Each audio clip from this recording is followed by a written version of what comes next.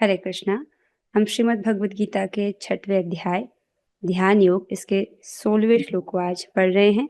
श्लोक की कुछ आवृत्ति करेंगे, लेकिन उससे पूर्व हम श्रीमद् भगवद गीता के महात्म्य में से एक श्लोक को आज सुन रहे हैं, जिसमें कहा गया है, निवसन्ति सदा देहे देहाशेषेऽपि सर्वदा सर्वे देवाच ऋषयो योगिनः देह रक्षकाः।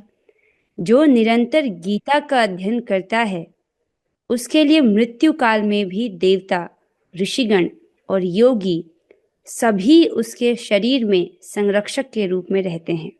निरंतर अर्थात रोज, जो रोज गीता पढ़ रहा है, ठीक है, उसकी मृत्यु के समय पर देवता, ऋषिगण और योगी सब उसके शरीर में संरक्षक के रूप में उसकी रक्षा के लिए रहते हैं। बहुत सुंदर है, ठीक है। आइए अब हम आज के श्लोक की ओर बढ़ते हैं। नात्य अश्नतस्तु योगोस्ति नात्यश्नतस्तु योगोऽस्ति न चैकान्तम् अनश्नतः न चैकान्तं मनश्नतः न चाति स्वप्नशीलस्य न चाति स्वप्नशीलस्य जागृतो नैव चार्जुन। जाग्रतो नैव चार्जुन। बहुत सुंदर माता जी। अनीता माता जी, अब गाइए। नात्य अश्नतस्तु योगोस्ति नाट्य अश्नतस्तु योगोऽस्ति न चैकान्तम् अनश्नतः न चैकान्तम् अनश्नतः न चाति स्वप्नशीलस्य न चाति स्वप्नशीलस्य जागृतो नैव चार्जुन। जाग्रतो नैव चार्जुन। बहुत अच्छी माता जी। सोनाली माता जी, आप प्रयास करेंगी।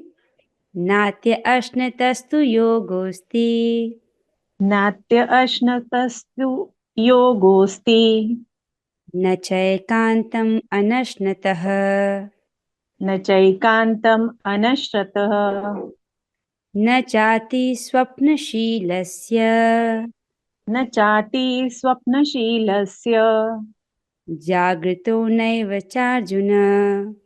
जाग्रतो नैव चार्जुन। बहुत सुंदर माता जी, आपने बहुत अच्छा गाया।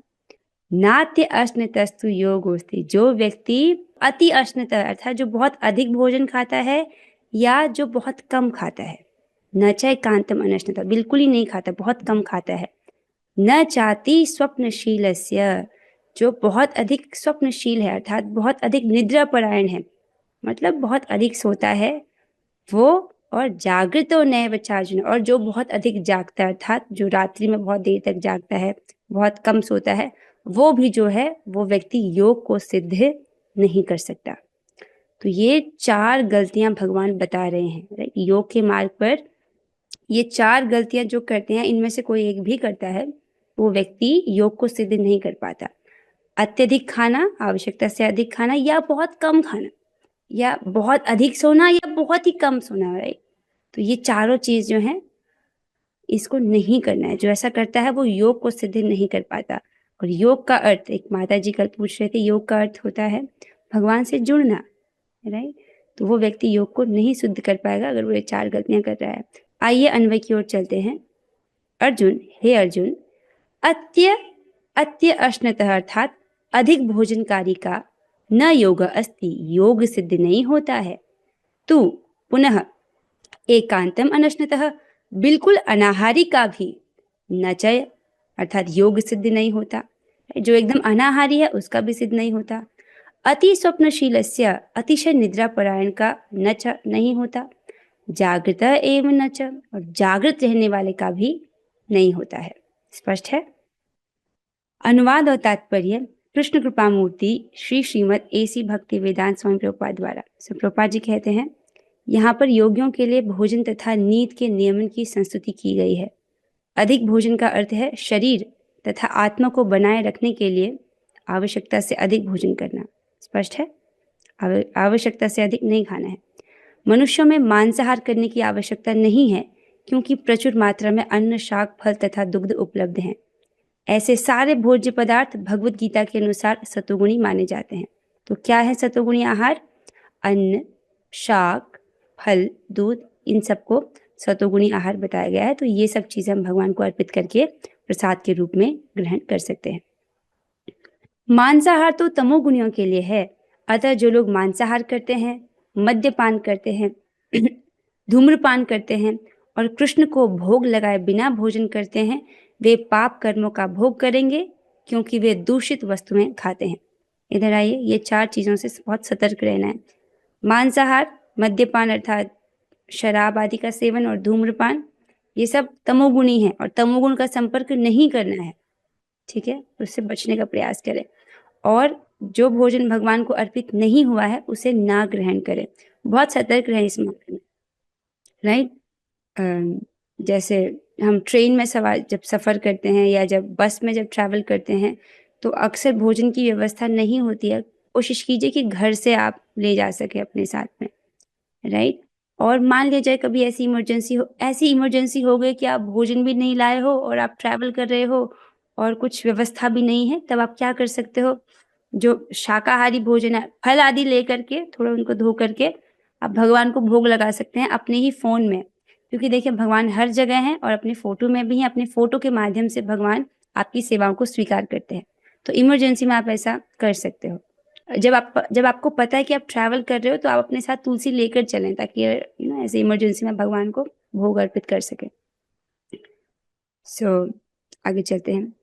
सो यहाँ पर प्रभुपाद जी एक श्लोक को कोट करते हैं, अध्याय 3 श्लोक संख्या 13, भुंजते ते त्वघम पापा ये पचंतात्म कारणात्। थोड़ा सा टेस्ट ले लेती हूँ आप लोगों का आज कि ये जो श्लोक है, राइट, अध्याय 3, यज्ञ शिष्टाशिनः संतो मुच्यन्ते सर्व किल विषय भुंजते ते त्वघम पापा ये पचंतात्म कारणात्। एक बार पढ़ लेती हूँ, उसके बाद मैं आप लोगों से थोड़ा पूछती हूँ। भगवान के भक्त सभी प्रकार के पापों से मुक्त हो जाते हैं, क्योंकि वे यज्ञ में अर्पित किए भोजन अर्थात प्रसाद को ही खाते हैं। अन्य लोग जो अपनी इंद्रिय सुख के लिए भोजन बनाते हैं वे निश्चित रूप से पाप खाते हैं। ठीक है, ये स्पष्ट है। अच्छा, अब इसी पे कुछ चर्चा करेंगे हम। अच्छा, एक व्यक्ति है, वो फल खाता है और भगवान को अर्पित नहीं करता है, तो क्या दिक्कत है भाई? फल खा रहा है, शाकाहारी खा रहा है, क्या परेशानी है? सब शुद्ध तो भोजन है। काउंटर कीजिए मुझे। ओके, संकर्षण प्रिया माता जी बताइए। वो है तो शाकाहारी भोजन, लेकिन वो भगवान को अर्पित नहीं है ना, इसलिए वो खाने योग्य नहीं है। जब तक उसमें कर्म बंधन लगेंगे उसको, अगर वो खाएगा तो। और जब भगवान को अर्पित करके खाएगा तो उसको कर्म बंधन नहीं लगेंगे और वापस वो इतना ही। बहुत सुंदर उत्तर आपने दिया, परफेक्ट, क्योंकि राइट उसमें कर्म बंधन लगेगा। ओके, कर्म बंधन का अर्थ है कि जन्म बंधन, एक और जन्म उसको स्वीकार करना पड़ेगा। ओके, ठीक है, बहुत अच्छे।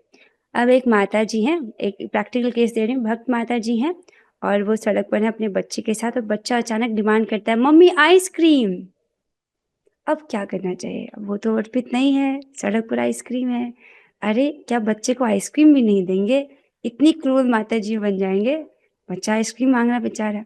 सो रेणुका माता जी, ऐसे में क्या करना चाहिए? कोई सोच सकता है ऐसे में क्या करना चाहिए? बच्चा तो बेचारा आइसक्रीम मांग रहा है। किसी को कोई आइडिया आ रहा है क्या करना चाहिए ऐसे में? ओके, ओके, 2 भक्त बताना चाहते हैं। ठीक है, मदन मोहन प्रभु जी, इस बार हम आपको अवसर देते हैं, बताइए क्या कर सकते हैं ऐसे में? हरे कृष्णा माता जी, प्रणाम। हरे कृष्ण। ऐसे में जो बच्चे हैं उनको समझाना चाहिए कि हम जो ये खा रहे हैं इसको, यदि हम आइसक्रीम को बिना भूख लगाए हुए खाएंगे तो पाप खाएंगे। और इसके लिए उनको हम कह सकते हैं कि हम दूध लेके जाएंगे और प्रभु हम जी, घर पे। आपका ना माइक तो स्टेबल नहीं हो रहा, आप माइक के पास बोलिए प्लीज। माता जी, हम बाजार से दूध लेके जाएंगे गाय का, और घर पे उसकी आइसक्रीम जमाएंगे और आइसक्रीम जमा के फिर बच्चे को देंगे भोग लगा के भगवान। बहुत सुंदर। तो ऐसा करेंगे सब लोग? है मुश्किल लग रहा है, लेकिन देखिए प्रभुपाद जी कह रहे हैं अनर्पित भोजन नहीं खाना, तो आपको नहीं खाना, आपके बच्चों को भी तो नहीं खाना। सो प्रयास करें कि जो माताएं हैं उनको बहुत इसमें चतुर होना पड़ेगा, निपुण। अगर आप घर पर ही खुद बहुत अच्छी चीजें बना पाओगे तो बच्चे बाहर का नहीं खाएंगे, right? So that was very very nice answers. आइए वापस चलते हैं। सो प्रभुपाद जी कहते हैं कि जो लोग इंद्रिय सुख के लिए खाता है या अपने लिए भोजन बनाता है अर्थात भगवान को अर्पित नहीं करता, राइट, तो वो तो केवल पाप खाता है।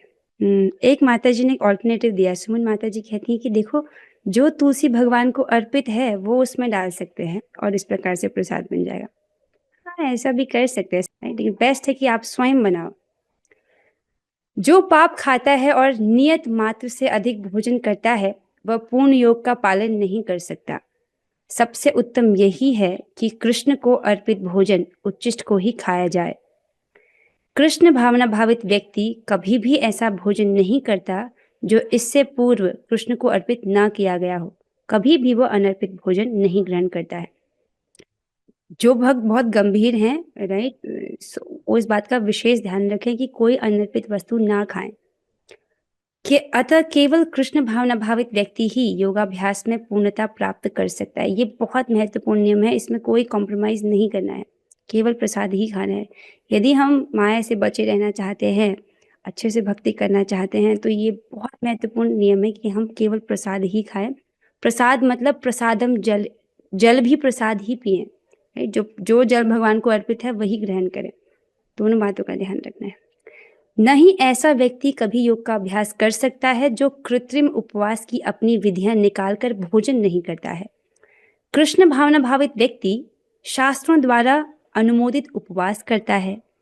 न तो वह आवश्यकता से अधिक उपवास रखता है, न ही अधिक खाता है। इस प्रकार वह योगाभ्यास करने के लिए पूर्णतया योग्य है। तो ये भी बहुत महत्वपूर्ण बताया जा रहा है कि कृत्रिम उपवास अर्थात अपने मनमाने ढंग से कोई उपवास की विधि नहीं निकालनी है। जैसा शास्त्र में वर्णित है उसी प्रकार से उपवास करना है। और हमें कौन सा व्रत करने को बोला गया है? एकादशी का व्रत। एकादशी का व्रत रखने से बाकी सभी व्रतों का फल आपको अपने आप प्राप्त हो जाता है। किसी अन्य देवता की पूजा करने की आवश्यकता नहीं है, राइट।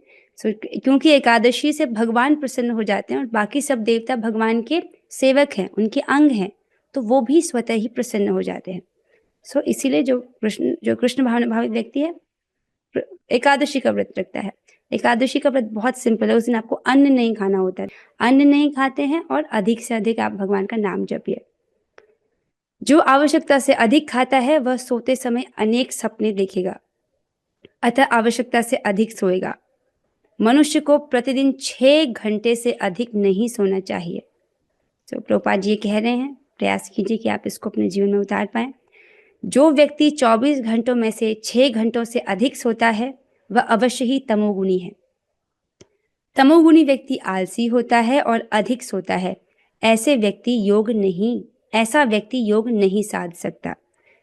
फिर से प्रभुपाद जी कह रहे हैं कि अधिक सोना मतलब तमोगुण का संपर्क करना। देखिए, सोना मतलब तमोगुण का संपर्क करना, तो कम सोना चाहिए। और उसमें प्रभुपाद जी ने बोला 6 घंटा।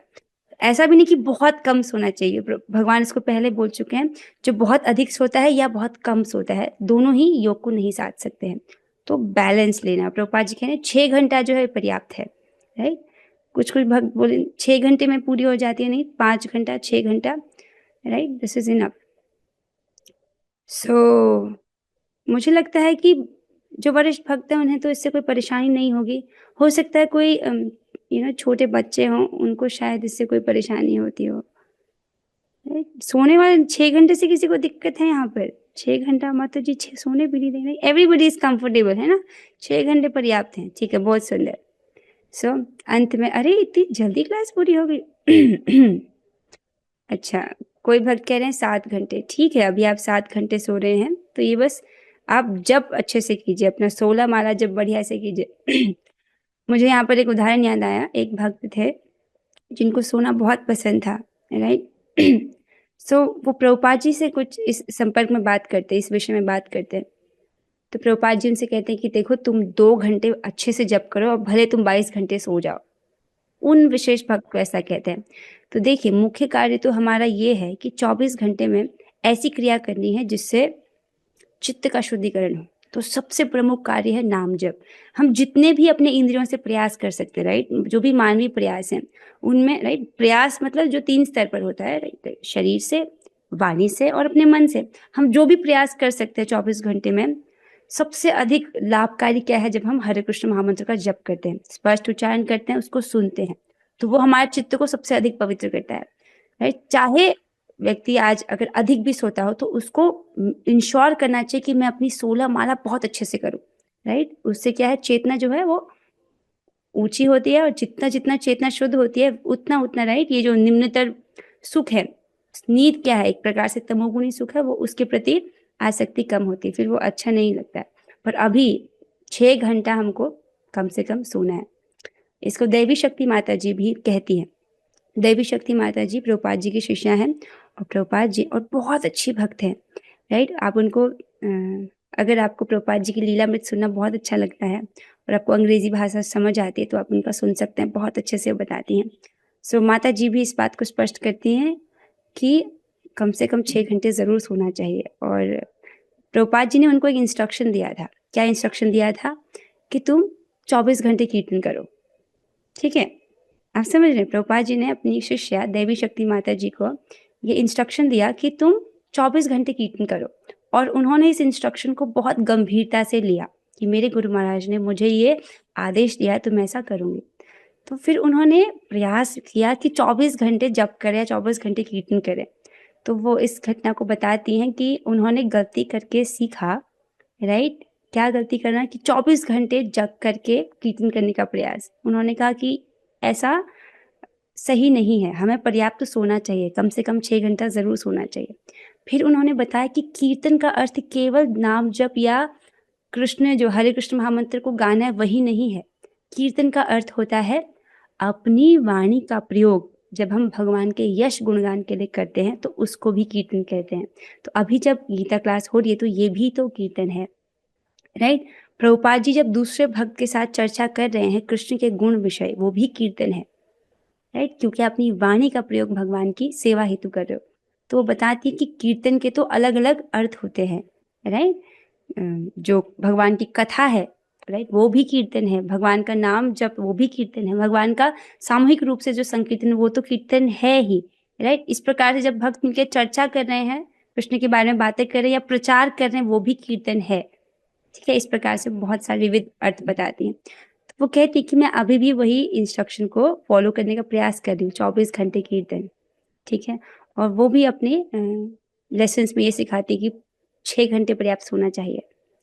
सो मैं इसलिए बता रही हूँ क्योंकि भक्त लोग बहुत गंभीर होते हैं, राइट। जब वो सबका ध्यान देते हैं लेकिन शरीर का ध्यान नहीं देते हैं, दोनों का ध्यान देना बहुत आवश्यक है।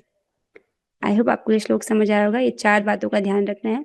अब देखिए ये ना एक लाइफस्टाइल चेंज है, राइट। लाइफस्टाइल चेंज करना है तो हो सकता है कि आप तुरंत नहीं कर पा रहे हो इन चीज़ों को अप्लाई। कोई भक्त हैं जो इसको कर रहे हैं, राइट, कोई भक्त इसको तुरंत अपना लेंगे। इसको थोड़ा समय भी लग सकता है, भक्तों की व्यक्ति की चेतना अनुसार, तो धीरे धीरे भी हो, लेकिन प्रयास कीजिए कि ये 4 गलतियां ना हो, राइट। कौन सी 4 गलतियां? अत्यधिक भोजन करना, या बहुत कम खाना, बहुत अधिक सो जाना, या बहुत कम सोना। ये चारों से हमको बचकर चलना है, ओके। विधि समाज की कक्षा को यहाँ पर विराम देते हैं। किसी का कोई प्रश्न है तो आप पूछ सकते हैं। आइए अब हम 3 बार हरे कृष्ण महामंत्र करेंगे। अपने माइक को ऑन कीजिए, हम सभी साथ में करेंगे। हरे कृष्णा कृष्ण कृष्णा हरे हरे, हरे राम राम राम राम हरे हरे। हरे कृष्णा कृष्ण कृष्णा हरे हरे, हरे राम राम राम हरे। हरे कृष्णा कृष्ण कृष्ण हरे राम राम राम हरे। श्रीमद् भगवद गीता की जय, श्रील प्रभुपाद की जय। ऑल ग्लोरी श्री गुरु गौरांगा। हरे कृष्णा। आप सही भक्तों के सहयोग के लिए बहुत बहुत धन्यवाद। Thank you so much.